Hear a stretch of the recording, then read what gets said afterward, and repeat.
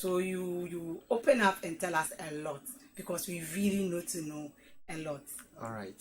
I will start by asking you, how long have you been in ministry? And where did it all start? All right. Thank you. Delight thyself in the Lord, wonderful family of Central Charis Chapel worldwide. And this evening, I'm glad to be at the studio of Central Charis with wonderful host. Actually, ministry, I started way back 2017 there, about where I was commissioned as an elder. Okay. Then in 2019, I was ordained as a reverend minister, and I'm still in ministry, and started at Central Charis Chapel worldwide. Usually, my Christian life began at Church of Christ. That was the first church I attended, and I later moved to Assemblies of God and then to ICGC. So from ICGC, I joined Central Charis Chapel worldwide. By then, Deliverance Bethel Ministry International. Mm-hmm. So through our father, the General Overseer, Apostle George Mercy Ankara, I've come this far to become an ordained reverend minister in the ministry. So barely 2 years now, I've been ordained as a reverend minister, Central Charis Chapel worldwide. And I am associate to Senior Reverend Franklin Kwapon and then Reverend Sechum Dudu, New Tafo branch, specifically. Because Central Charis Chapel, we have a lot of branches, but I'm basically at New Tafo branch as associate to Senior Reverend Franklin Kwapon and then Reverend Sechum Dudu. So as and when I need to step in to preach or to put any activity, they inform me. Since I'm associate, I don't have to take the decision. I have to allow them to invite me. Yes. Okay. Yeah. So it means you are here in Tafo with Reverend Kwapon. Yes. And Apostle. Yes. Okay. So you were ordained by Apostle. I was. Yes. The ordination was done by our grandfather, Bishop Prince Alex Agbenyeke. Okay. Okay. Yes. Okay. So did you know that you had a calling before you came to Central Charis? Actually, way back, I have a feeling for the work of God.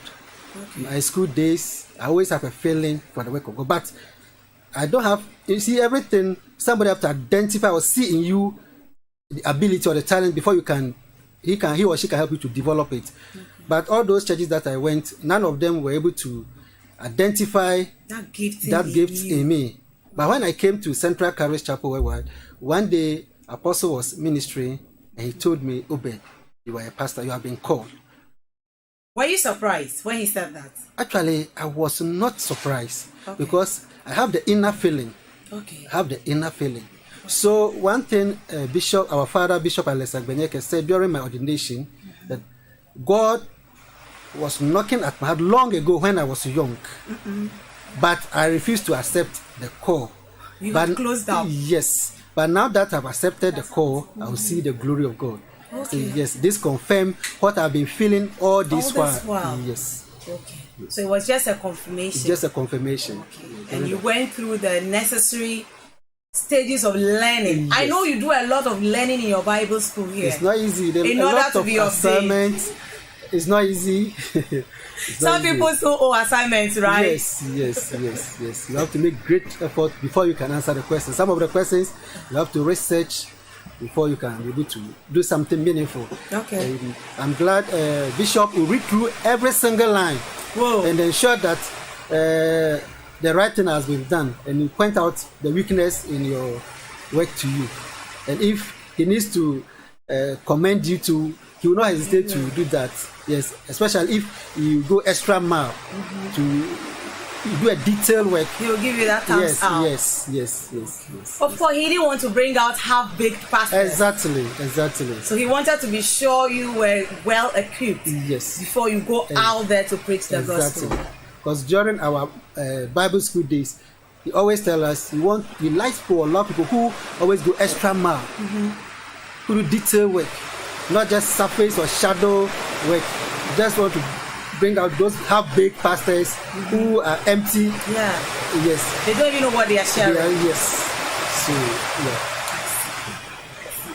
That has been nice. At least you had the inner feeling. You had a witness inside you. Yeah. So Apostle telling you had a calling was just a confirmation. So you didn't have so much problem accepting it.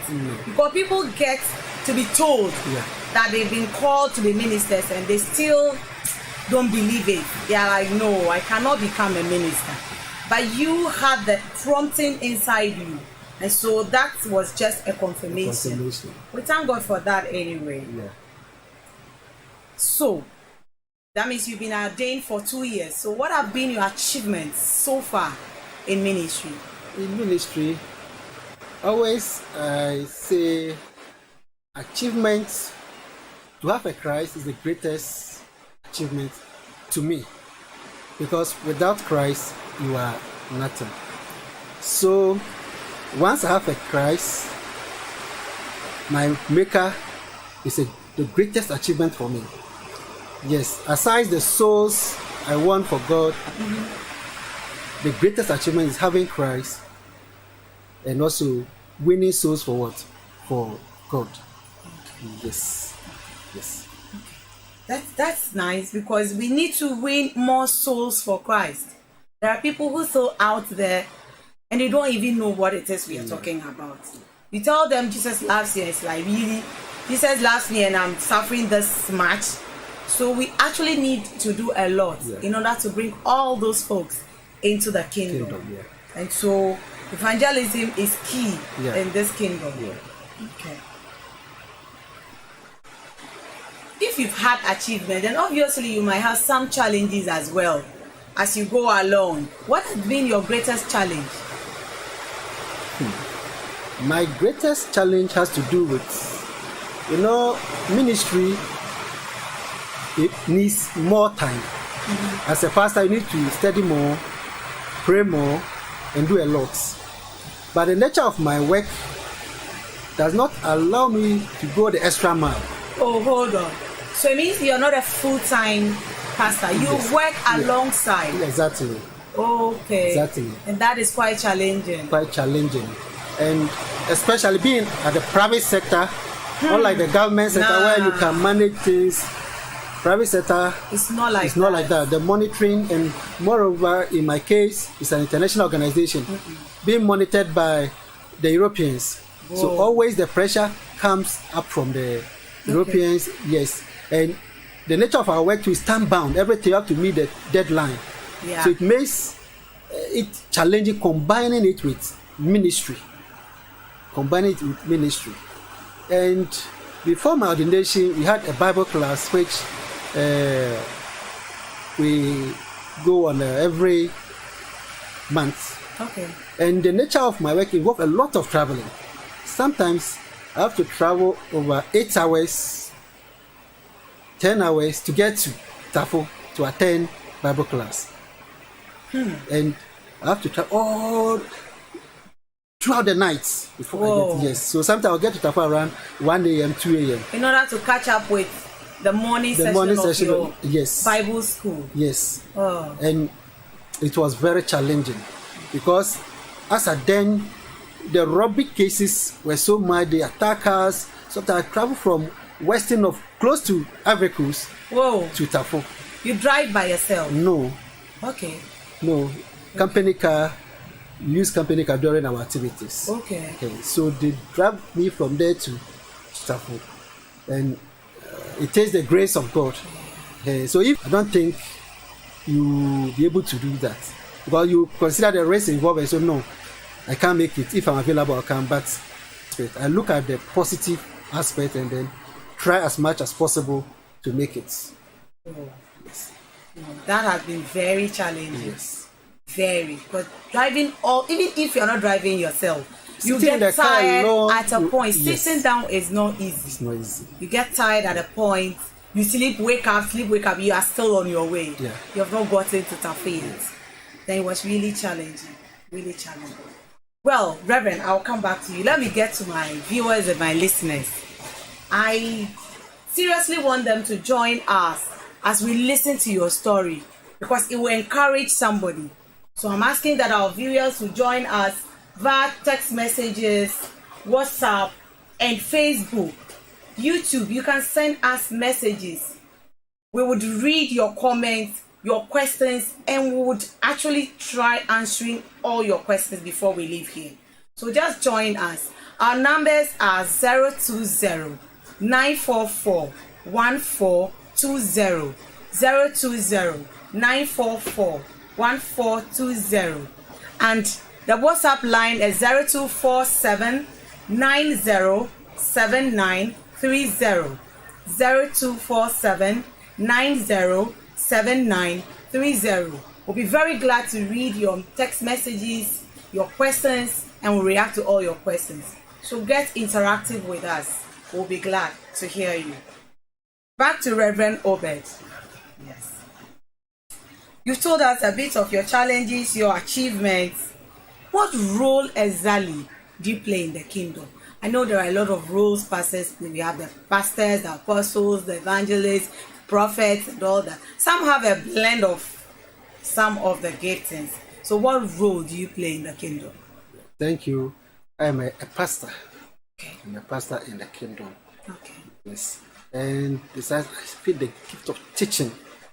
Because actually, I was a trained teacher before. The calling. Yes. Okay. Yes. So I love interacting with people, teaching people. So always I want to teach. So that desire is there. Yes, it's there. As I've been the general auditor of the Central Charis Chapel worldwide, I love to teach more. Oh. Yes, love to teach more. So before your ordination, were you ever given the microphone to minister at church? Yes. How was that feeling? Actually, the very first time. For the very first time, it was something else. Tell us, we want to know. The notice was given to me in a short period. Okay. So around 8 a.m. in the morning, I received a call from Reverend Sechum Diodu that even I should share the word of God with them. That same day? That same day. Wow. So, wow. Although I have taught at church before, but to minister or to preach, I've never done some before. So I said, wow. Just a short notice, but I believe God with the grace I can do it, because it's not going to be my might, not going to be my strength. I depend on the Holy Spirit, so I can do it, I can minister it. As Paul said, I can do all things through Christ who strengthens. So I accepted and then get prepared. So that day I minister on the topic, fear not. Whoa! Fear not. Were you talking to yourself? So, as if you know, after I finished ministering, Reverend said, this message is first for myself, before the congregation. Yes. But it was a very... Yeah. So after you were ordained finally, you had your clerical on, and you were again given the microphone. How was that feeling as well? Good. It was a bit better than the previous one. See, the previous one, that was my first time. Yeah. And you are going to minister in the presence of your senior ministers. He's there himself. The apostle is there. All the red ministers are there. The butterflies were flying in your tummy. So you can imagine how the pressure will be. Yeah. But after the ordination and through the Bible school, Bishop encouraged us. Okay. So we, through that, have the courage. Whenever I'm on the microphone, yes, I have a courage to minister. But all the same, the senior ministers are there. So I have to make sure that what I'm ministering, by the grace of God, will be something that will not be offline. Okay. But based on the word of what? God. So I'm someone who likes correction so much. So after my ministration, I will ask, how was it? What do I need to add? Yes. What do I need to subtract? Yes. So that I will do the necessary corrections. So next and time. The next time you would improve. Yes. Because I remember my first ministration, I wanted to preach everything I prepared. Mm-hmm. So it took a longer period. Yeah. So it got to a point, I realized that the congregation were not responding as you wish they could have been responding. Yes. So after the administration, I approached Reverend Chumdiodu, and he said, yes, at the peak of the administration, I should have ended everything. Yes. Because by then they were all responding, so I should have ended it. Yes. But I proceeded to finish the time message I prepared. Okay. So he advised me next time yes. Yeah. So it's not necessarily ministry all that you are prepared. No. Yeah. What matters most is that the people are gotten the message. The message, yes, exactly. It's not how long the message is. And I realized that the more the message is, the people become exhausted and they cannot absorb anymore. Yes. So they become bored with your message.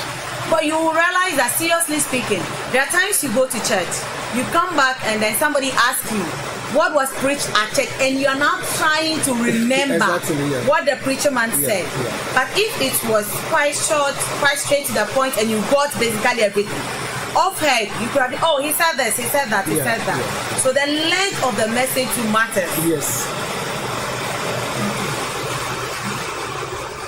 So tell us, what drives you in ministry? What really pushes you? Like, you wanting to do more? What is that thing that drives you? Thank you. You know, anything that I have passion for, no matter the challenges, no matter the circumstances, you will still push harder to do it. As I said earlier, the nature of my work is very challenging because I wish to do more for God. But the nature of my work is challenging, but I still push hard to do more for God. Because I know that doing more for God, there is a reward for it. Okay. There is a reward for it. That is what we have been called to do. So at a point in time, I even planned that as time goes, I will quit the corporate work and focus on ministry work. Yes. As a full-time minister of God. Yes, that is my desire. Okay. Yes, just to settle one or two things and then I focus on ministry fully. So, what drives me is I have some role models. My father is one. So the way he is committed, dedicated, and pushing for more souls and want the word of God to be preached across the length and breadth of the globe is something that pushes me more. Because if my father moves, I have to also move. So that gives me the desire, the passion to do more for God. Because one day I was coming to, although I stay at Accra. Okay. Yes, I work at Accra, so I stay there. So every weekend I have to come. Every weekend you come here to church? Yes. Okay. So a friend asked me, so every weekend I will be going to Tafu. So yes, it's Obed, you have money? I'm saying, no, I don't have money. Wow. But my desire for the things of God is what is pushing me to go every weekend. So he was saying, wouldn't you prefer to go fortnightly or once a month? Like once a month, no. Every 2 weeks. So no, that is not me. Because I wish always I'm in the house of God. I do not mean for work. I wish always I'm doing things for God. I'm involved in the kingdom of business. That is me. So my role model is Apostle. And the way he moves, the way he does things pushes me, gives me the passion to also do more. So apart from Apostle, who you admire so much and want to be like, do you have any other men of God probably you look up to you wish you could get to the heights they have gotten to? Yes, my grandfather, Bishop, is one of them, the role model I look up to. Because this man is so loaded. So loaded. Wow. And I wish I can study like the way he studied. I wish I can minister like the way he ministers. I wish I can, in fact, do everything like him. Yes. Because this man, when he speaks, in fact, there's so much wisdom. There's so much wisdom in it. There's so much wisdom in it. So I always, whenever he's here, I'm always glad. Writing every word. I don't even write, I record. Okay. Yes, I record. Okay. So that I will not miss any of his words. Yeah. The recording will capture basically everything. Yeah, exactly. Okay. Exactly. Okay. Yes. So he is one of the men of God that I admire so much. Yes. I think one of the days we'll have to try and bring Bishop Prince Alex Agbenyeke here because his name runs through all our interviews. Yeah. We would love to have him here in the studio with us live. And then viewers will now begin to appreciate who you people have been talking about consistently. Yes. It will be a wonderful moment to have him here. Yeah. To have him. Yeah. Reverend, I would come back to you.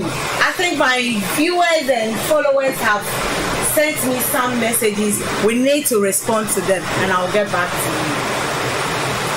I have, I'm sure that is Reverend Stephen Odro. Why do we add another job to the work of God? I think that is a question. Why do we add another job to the work of God? Thank you, Reverend Odro Stephen. Actually, the kingdom work we need money to push the kingdom work. Exactly. Without money, the word of God cannot travel anywhere. Because all that we are saying in the studio is money. Yeah. So if we are not working, we cannot support the work of God. And some of us were employed before we were ordained. We got the calling. And it's a matter of time before you can also quit. Yes. You need to put one or two together before you can quit the public work and focus fully on the work of God. So if we are not working, even if you are not working, how can you push the work? There are people you need to help. Yes. The needy around. Exactly. They also need help. Yes. They look up to the pastor. Yes. If they come and you don't give to them, they are disappointed. They'll be disappointed in you. They say, oh, this pastor is having by he or she doesn't want to help. But meanwhile, maybe you don't have anything on you. So at least we need to do something to support the work. Yes. I'm sure my viewer has been answered. I have some other messages.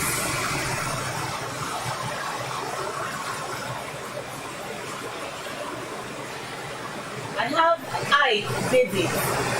The real significance of a true fatherhood and sonship is intimacy. Access and recognition join us. We're not inspired by life story of our Reverend. We are inspired by the life story of our Reverend Atikpo.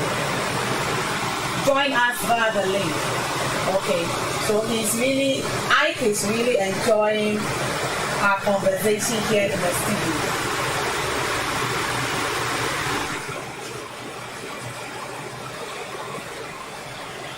I think I have more messages. I'm trying to.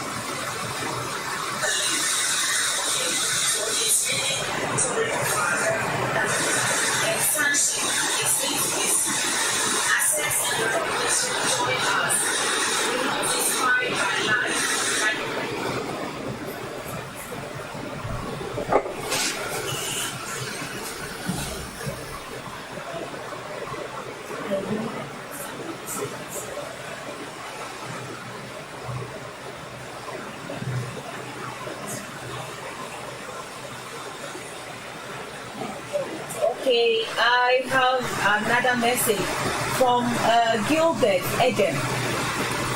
He is saying he's listening and watching live from Adopanta. I'm Reverend Gilbert Edem. Yeah. I'm sure you know him. Yes, my senior minister. He's a senior minister too. Okay. God bless him so much. Okay. District Minister of Adopanta and Asapo. Yes. Okay. Yeah. Okay. So those are the messages so far. We'll be responding to them as of when they come in. Exactly. Yes.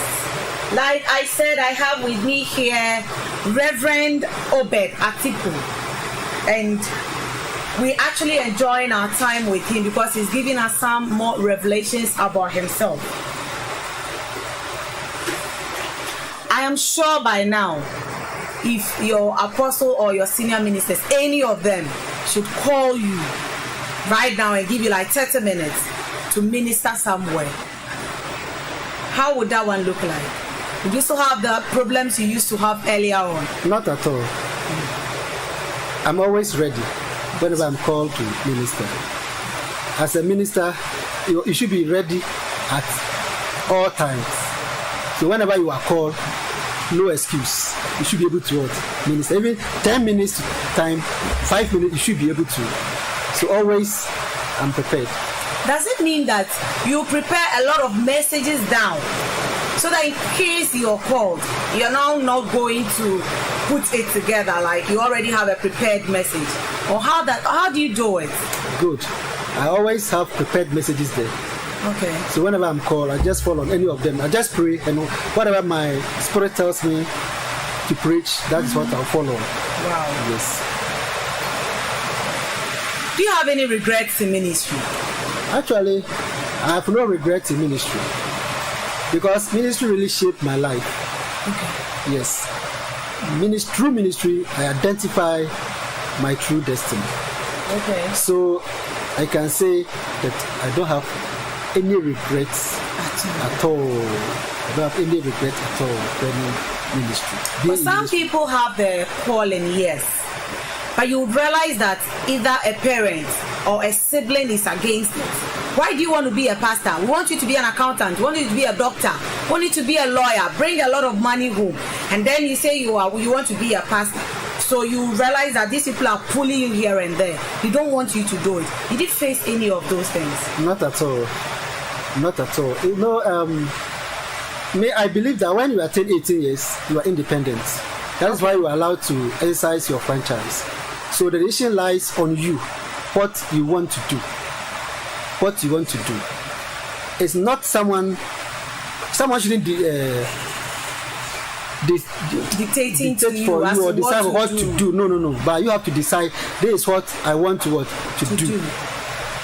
Being a lawyer, being a doctor, being pharmacist, being whatever is good. Mm-hmm. But I can say the work of God is far better than being a doctor, being a pharmacist, being whatever. Yes, it's a noble work. It's a noble work. Yes.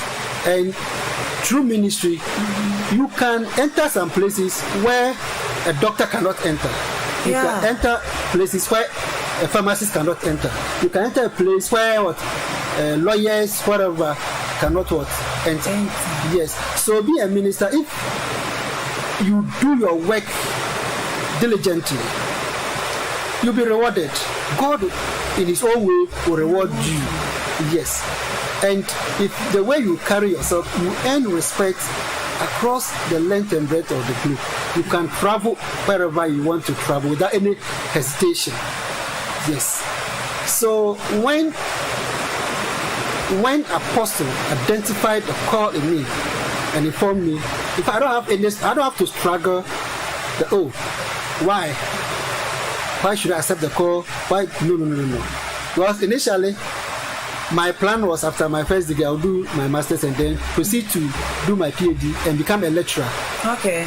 That was my initial plan. Okay. But when Apostle identified the call in me, the confirmation came because I was feeling those things earlier on.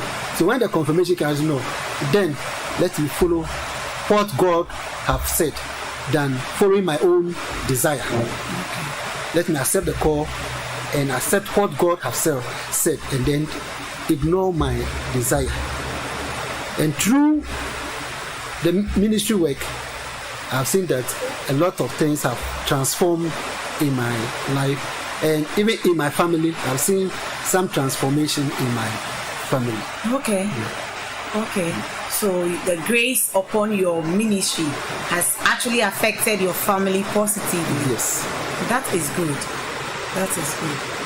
Well, we'd like to go to a very sensitive issue when it comes to ministers. That is marriage. Want to tell us in general, what do you think about marriage and ministry in general? In general, marriage is a ministry. In a sense that marriage involves serving, and ministry involves serving. So both are ministries. Ministries on their own. On their own. So if you fail in ministry, you fail in marriage. If you fail in marriage, you fail in ministry. Okay. So both you need to serve with a loving heart, and one shouldn't suffer at the expense of the other. So as a minister of God, your marriage can affect your ministry either negatively or positively. Okay. That is why you should know who to marry to. Okay. You know who you are. Know the lady you want to marry. Whether her vision fits into your vision before you marry her. Okay. But if the two of you have divergent visions, that means you are not compatible. So when, as a minister of God, you marry such a person, it means your ministry is going to suffer. Things will not work out for you as the way you wanted. Yes, because the woman or the man you marry, he or she is not ministry material. Okay. So the support will not be there, because the woman you marry or the man you marry as a man of God, a woman of God, is coming to support your vision, coming to push your ministry. So if you marry someone who is not ministry minded, it means your ministry will not go anywhere. So when you say ministry minded, exactly what are you looking out for? Someone who is Christ focused, have the desire for the things of God, wish to go extra mile for the things of God, will support you in doing things of God. Other than let's go out, let's do this.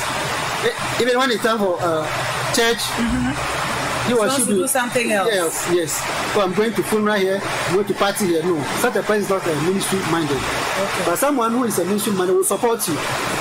Financially, spiritual, everything the person will support you. Yes. That means the person is of ministry minded.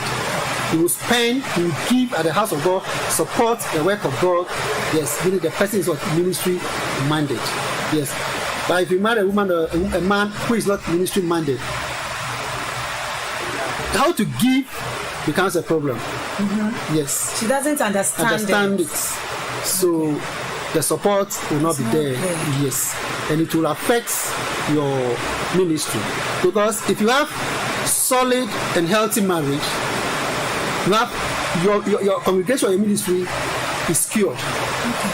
Because it affects your ministry positively. Yes. Because if the man you marry or the woman you marry, the way he or she approach people in the church, the way he speaks to the people in the church, the way he or she carry him or herself, members are watching it, they are looking at it. Whether it brings people together or drives people away. So if he or she is someone, when he speaks or she speaks, drives people away, it means the person is not ministry material. So as a minister of God, you should know who you should marry as your wife or husband. It's very important. It is very important. And you need to work, as a minister of God, you need to work on your marriage as well. You see, you need to work on your marriage. To have a successful marriage, then successful what? Ministry. So ministry and marriage are two compatible ministries of their own. Yes. And both are institutions of God. They are institutions invented by God. Yes, so it takes commitment, dedication. You have to invest a lot of time in both. Yeah. One shouldn't suffer at the expense of the other. And moreover, you need to make it clear to your partner, your vision, your expectations. You see, if your partner expects a lot from you, and at the end of the day, you didn't meet that expectation, the person gets disappointed in you. The person gets frustrated. That is where bitterness comes in. And there will be problems here and there. And then you get frustrated in ministry. The moment frustration sets in at home, it will affect the church. Your administration at church. Yes, it will affect your ministry. You don't have that sound mind to even prepare your message to even minister. Because there is a fire at home. There is trouble at home. Yes. So we have spoken about ministry in general. Let's narrow it down to you, yourself, your marriage, and your ministry. How has it been? How have you been able to handle the two so far? Thank you. I'm married.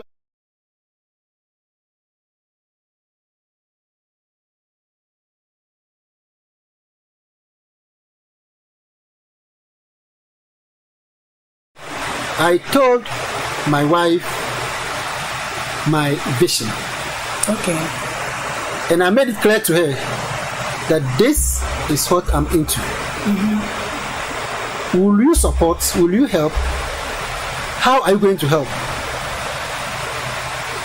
If you're not in support of it, then that means you are not compatible. You can't fit into my vision. So she also agreed to support. So I asked her, what role will you play in my ministry? What can she do in the house of God to help the ministry to grow? So she told me she can sing, so she will join praise ministry. Okay. Yes, she will join. So your wife is part of the praise ministry? Yes, she is. So okay, that is fine. So I handed her over to Reverend Samuel Furu. But then he is the music director, music president. He is in charge of praise ministry. So I informed him about her intention to join the praise ministry. Okay. So the question he asked was, combining a praise ministry, coming to rehearsals and etc. You are a nurse. How will you handle the two? Oh, you are married to a nurse. Yes. Okay. So she said, she will manage both. She will handle it. She will handle it. So that shouldn't prevent her from joining the ministry. Okay. So far so good. As she joined the praise ministry, she has been doing well too. Okay. Yes, and she's someone who always wants to push you to do more. Okay. She always push you to do more. And she is my second eye. Whoa. So whenever I'm doing something in the house of God, after everything, I ask her, how do you assess it? How did it go? Is there anything that I need to improve upon? Then she will come out with this and that. You should improve upon this and that. You should work on this and that. And that has been really helpful to my ministry. Oh, let me give you the opportunity to say something to her right now before you continue. Say something to her. She's watching live from home. Say something to her, then you continue and tell us. All right, thank you. My lovely wife, Mrs. Deborah Atikpo, God bless you so much for your support and everything, and I love you so much. Yes. Appreciation is very important. It's very key. Yes. And I think she'll be smiling to her TV right now. Yes. Yeah. Yes. So I also told her I'm free with everyone in the church. So I don't want a situation whereby you'll be selective, you'll be front up. No. If you do that, you will not take it kindly at all. So accept everybody wholeheartedly without harboring anything in you. Be free with everybody. Be nice to everyone. Be nice to everyone, both old and young. And I went ahead to even mention that I don't joke with my pastors.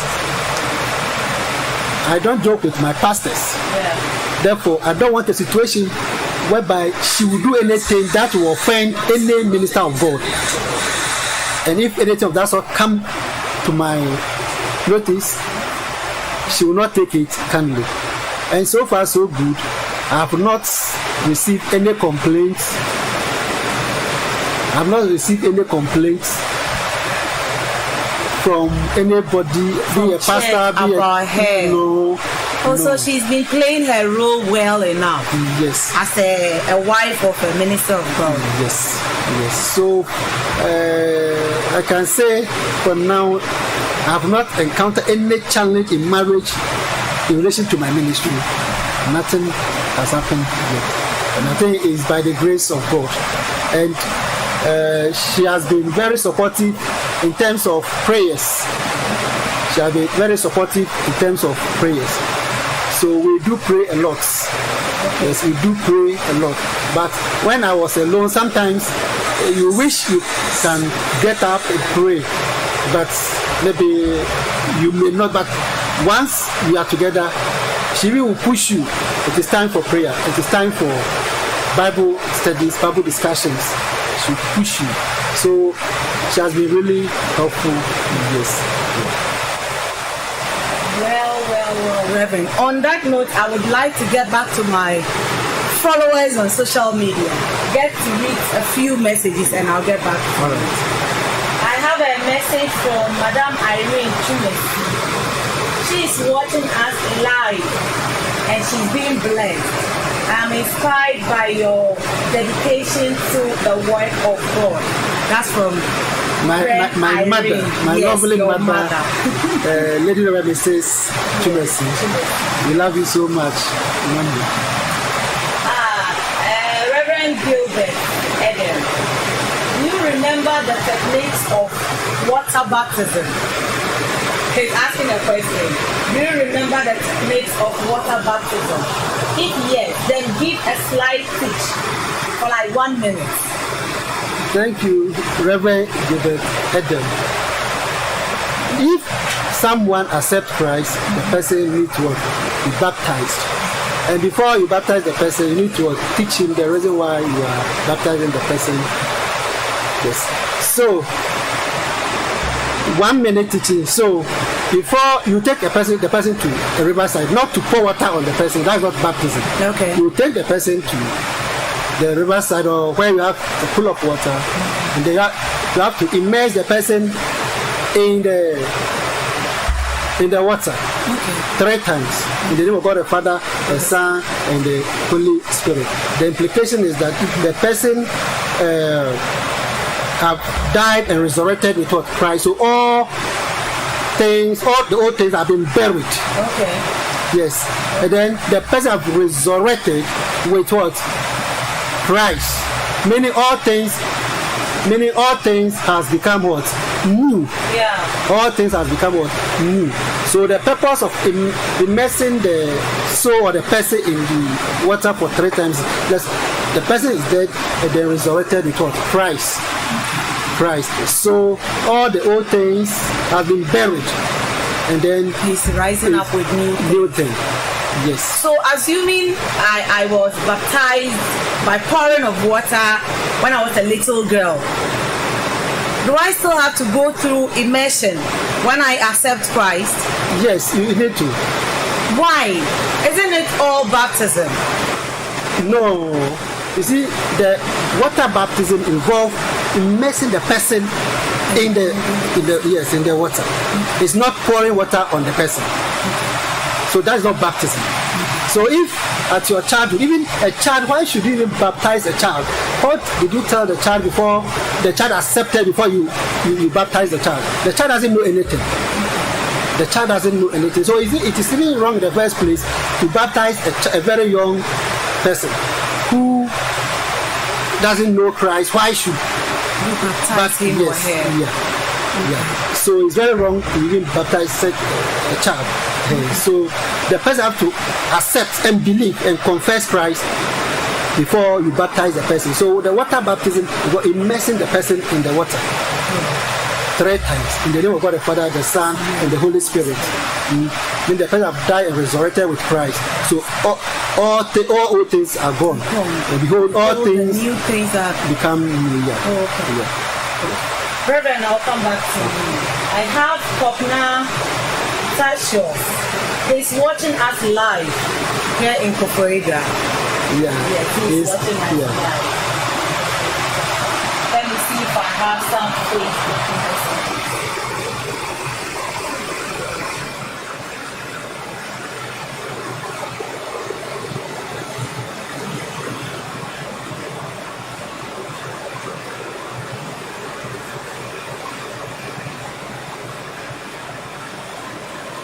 I think I've reacted to most of the messages, but I'm sure they'll still be sending us messages as we are still on. Reverend, has there been any time that your faith has been tested so much? Yes. Actually, when your faith is not tested, it's like your faith will not grow. You will not even believe in God so much. I quite remember 2016, 1st October, 2nd October, I traveled with a friend to Nigeria. And on our way back, we had a challenge with our flights. And in fact, it was something very terrible. And we need to pray. So we all pray in the flights.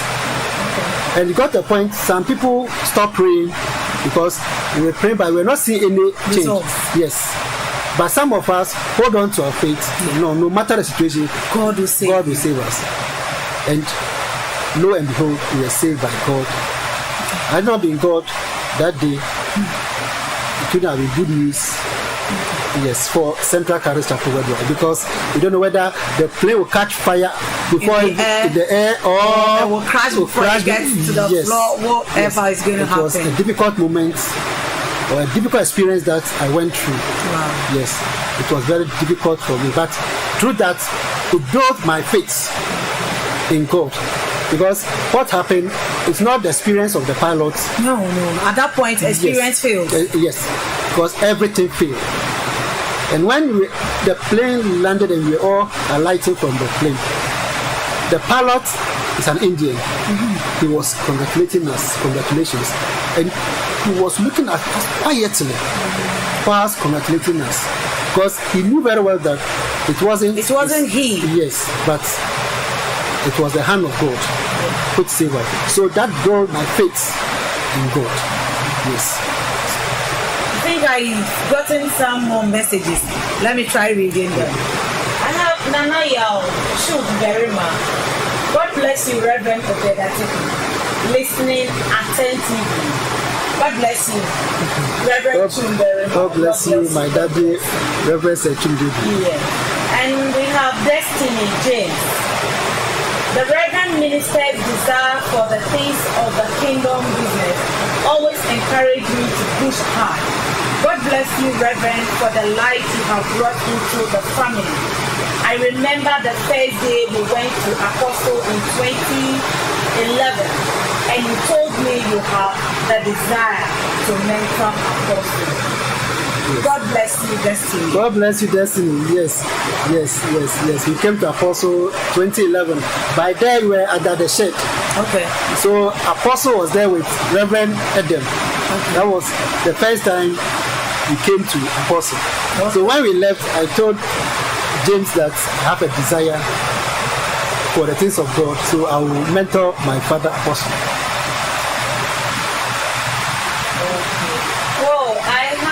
Message from Atikpo Samuel. Reverend Atikpo, God bless you. Amen. God bless you. Our viewers and followers are really getting very interactive with us. They love that. Now, Reverend, what would you tell a newly ordained minister? What advice do you have for him or her? Thank you. My advice, the work is difficult, but it's the grace of God. The grace of God is available to everyone once you avail yourself. As newly ordained reverend ministers, we have senior ministers there who we look up to. Therefore, we need to respect them, be loyal to them, obedient to them, honor them, take instructions from them. Even if you are better than a senior minister, you can minister better than a senior minister, you have to give him that honor, him or her that honor. You have to give him or her that sort of honor. Respect authority. Yes, because we are under authority. So you have to respect authority. It's not that, I've been ordained, so I can do whatever I want to do. No. The church has its doctrine. So whatever they do at their various branches should be in line with the church doctrine. It should be the vision of the church. So what the church don't believe in, they shouldn't practice it. What the church don't practice, they shouldn't practice it. Maybe you are at your branch alone. Don't think monitoring you. Yes, but don't think you are there alone, so you can do whatever you want to do. No, it's wrong. If you try doing that, it means you are moving yourself out of the covering from your source. Because at your source, that is not what is being be done. So you need to be humble. Yes, humility will take you far. Humble. Because if you are proud, nobody accepts you. And if you are going wrong, nobody will try to correct you. But if you are humble, the person will approach you, oh, Reverend, this and that. You should have done it this way. And that will bring the upliftment. That will bring the upliftment. So they should wait for their time. People are ahead of us. We have about 3 or 4 badges. They are the fourth badge. Okay. Yes. So there are a lot of them ahead of us. So we should study from them. We should learn from them. They should be our role model. We should respect them. We should be under their authority. Yes. Be submissive. Be submissive. Yes. Because submission brings elevation. So if you are submissive, people will be willing to teach you, and that will take you far. Because if you are proud, nobody likes you. Nobody likes you. But if you are humble, people want to associate with you. People want to see you to get to the top there. Yes. Well, if you are proud, people are just now see what he or she is doing. Then when he or she gets to the top, you can imagine how will it be. So they will even help you. They will even help you get to the top. They will help you to get to the top.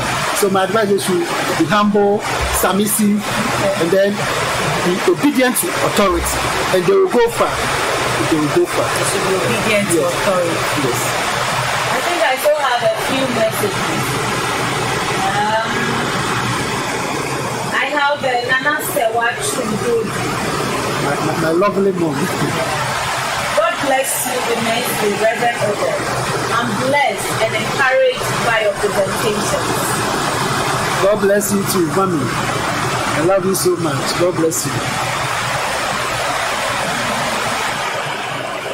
Reverend Chum very much says it's very inspiring. God bless you. God bless you, Daddy. I love you so much. Well, at this point, are there some people you would want to acknowledge as you have been moving along the ladder of ministry? Are there people you want to acknowledge? You have the opportunity to do that. Thank you. I have a lot of them, but I'll just mention few of them. The first and foremost person is my father, Apostle Dr. Mercy Antwerp. His motivation, encouragement, in fact, advice, guidance has helped me a lot. In fact, it got to a point, there were a lot of issues in my family. So I share my family issues with him. But he keeps on encouraging me, motivating me.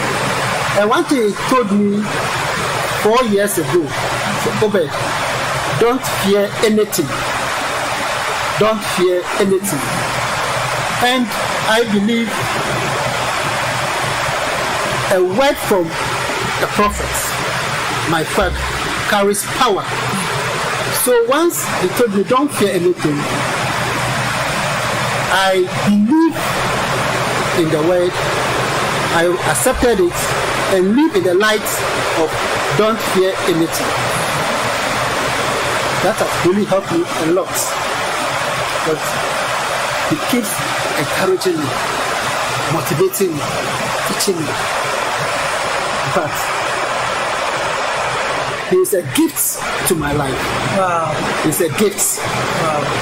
God is a God sent into my life. And has been a blessing to my life. And he's a blessing to my life.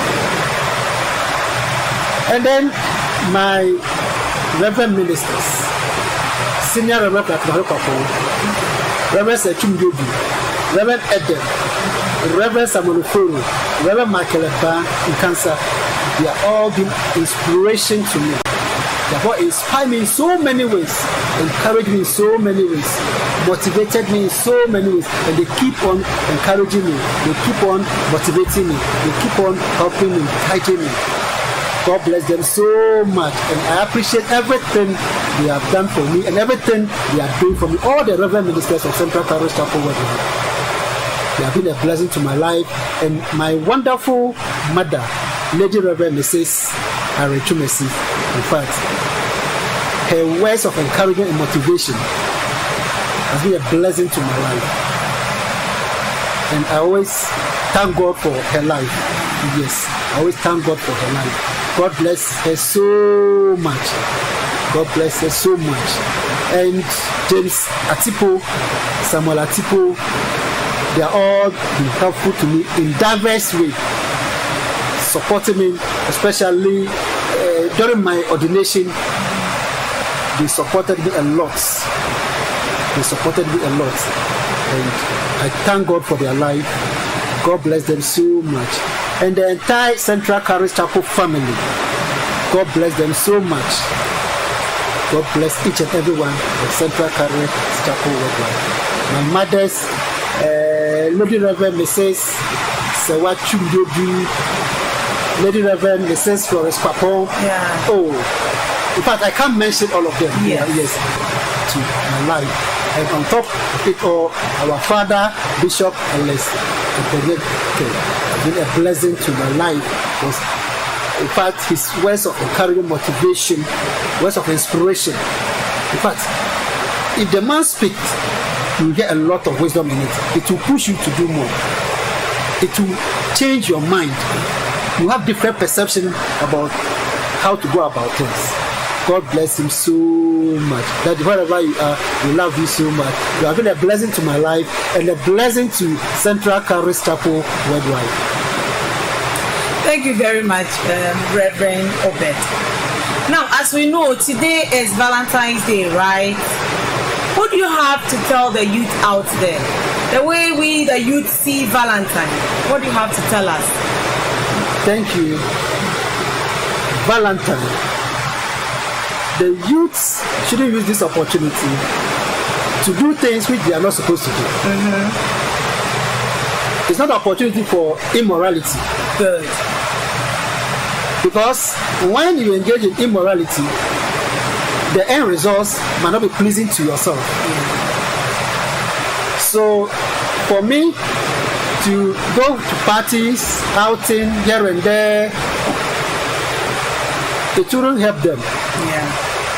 It will not take them anywhere, but rather they should focus on God. The time to go out and engage in immorality,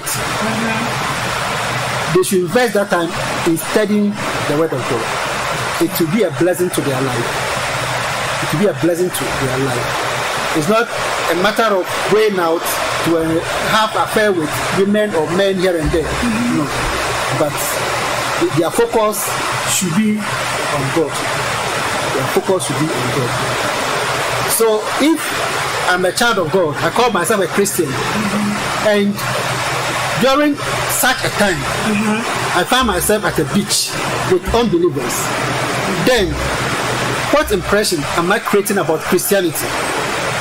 Can I go out there to win souls? Whilst I'm also involved in other things which people know about me. But it's opportunity to preach Christ. It's opportunity to preach Christ. If you love somebody, present Christ to the person. That's the greatest gift you can give to the person. You can say, oh, I love you, let's go here, do this, do this. No. That wouldn't bring anything good out of their life. Yes. So it's not opportunity for sexual immorality or whatever. Yes. Thank you very much, Reverend. Actually, I know the youth of today, our own version of Valentine is so different. I don't know how and where we got it from anyway. But we talk about love during Valentine. I love you, I love you. But it looks like we don't really understand the love we are talking about. Because yesterday at church, Bishop Prince Alex Agbenyeke decided to organize a Valentine's program for couples yesterday. And today, as I am speaking, he's organizing one for the youth, which is for the singles and those in relationship. He feels that this is the time to bring them closer to God, get them to know the things that they do not know. I have opportunity to attend yesterday's program. Oh, that's great. Right from here, I'm going for the single session as well. Yeah. But he shared a few things today, and I think my viewers and followers would also want to know. Because if we are talking about love and we don't even know what love is, then obviously we will be believing the wrong things. But he gave us some characteristics of love. And he says that love always wants to share. If you have something and somebody you truly love needs it, you are ready to give to the person. Exactly, yeah. He also said that love doesn't want the one he loves to suffer. You are always ready to make sure the person is happy, not suffering. Yeah. Love forces you to act. That is how come when you see somebody you truly love going into trouble somewhere, you are ready to help. If that force pushes you to help the person, this same love makes you to be interested in the welfare and well-being of the one you claim to love. But is that what we see today? Do we really do these things for the people we claim we love? I beg to say that it's no. Yeah. Because what we see to be love is not what the Bible is saying. No. And the Bible says that for the reason of love, God gave. Yeah. He gave the only thing he had because of love. Yeah. And that is the unconditional kind of love. Exactly. God's kind of love, the agape love. Yeah. That's what we should feel for each other, and it will push you to do a lot for the person. Yeah. Like you said, it's not time for sexual immorality. No, it is time to ask yourself, what can I do for the person I love? Yeah. You don't get selfish if you truly love somebody. You don't get selfish. Not at all. So I think it's time for the youth to sit down and really understand this subject called love. Yeah. Because God first showed love by giving. Yeah. And so if we say we are Christians, we are following Christ, then we should learn that love would always give unconditionally. Otherwise we were sinners. Why should God give the only thing he has? No, he wouldn't have given it. But he felt because of love, he gave it out. And that giving is what had made you and I a Christian, and say that we have hope that tomorrow all that we need we have, and we have eternity. So I think the youth, we need to sit down and reassess this subject called love. And tell ourselves it is not just about Valentine's Day. No. It should be a day-to-day activity. It should be a part of us. Our lives, yeah. Yes. Yeah. It should be a part of us. And I think it will go a long way to help us. As I said, from here I am going to join the singles and see what the bishop has for us today. Because yesterday I learned a lot for the married couple. Okay. Today I want to join the singles and then enjoy more because he has so much to share with us. That's great. And if we listen to what he tells us, I'm sure we will not even choose the wrong partners. Yes. If you really understand what it is, it's all about love. You will not even end up choosing the wrong partner. So I think the youth, we have a lot of work to do on ourselves. Exactly. We have to listen to our men of God. They would always lead us because they want the best for us. For us, Yes, they want the very best for us. Reverend, if you have any advices to give, you have a few minutes to do that for us, then we can wrap up our show. All right. All I wish to say is, without Christ, we are nothing. So let's focus on Christ. Let's ensure that our salvation is secure. And let's put ourselves together and do more for God. We support the vision of our father, Apostle Dr. so that the ministry will go far.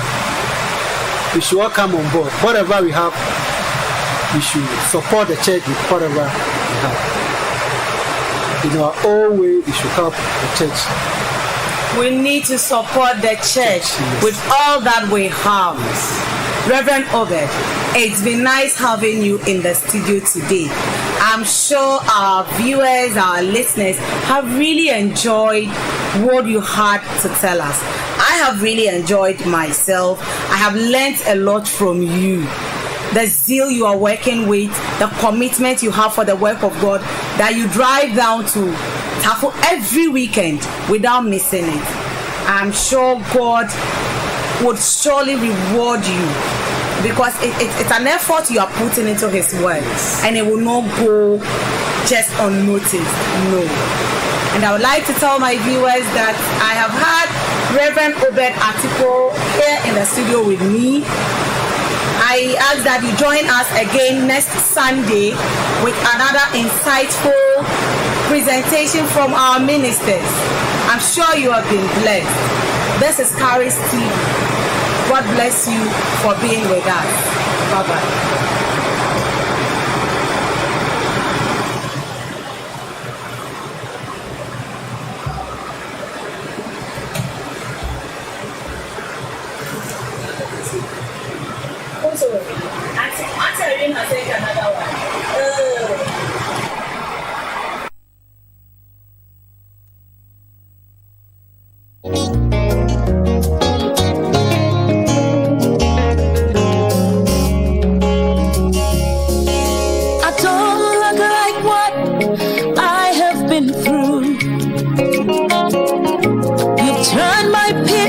Into a well, so the essence of my praise is centered on your grace.